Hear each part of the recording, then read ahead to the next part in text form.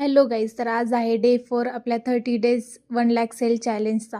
रक्षाबंधन जवळ आलेला आहे, त्याच्यामुळे राख्यांच्या ऑर्डर खूप आल्यात आणि माझ्याकडे मोल्ड कमी आहे, त्याच्यामुळे वेळ खूप लागतोय. तरी मी करतच आहे. रात्रीचे 12 वाजलेत तरी काम सुरूच आहे. ह्या राखीची किंमत लोकांना खूप जास्त वाटते, पण त्यामागची मेहनत काय लोकांना काही दिसत नाही. आणि ही रेझिनची राखी असल्यामुळे जरा त्याला असं शार्प एज असतात, म्हणून सँडपेपरनं त्याला घासावं पण लागतं. प्रत्येक राखीला घासावं लागतं. आणि इकडे दीदी आमची सगळे स्टिकर्स लावून घेत होती आणि मी लागलीच पॅकेजिंग पण करून घेतली. आणि मला लोकांचं काही समजतच नाही. बाजारातली 1 महिन्याची राखी तरी घेतात ते विकत, किती कॉस्टली असणार ते घेतात, पण हँडमेड वस्तू म्हणलं ना त्यांना पैसे द्यायला नकोच वाटतं. त्यांना वाटतं की घरी बसून उगं ते पैसे कमवतात. आणि हे बघा किती पसारा झालाय आणि वाजलेत 12:30 आणि उद्या उठून अजून ऑफिसला जायचंय.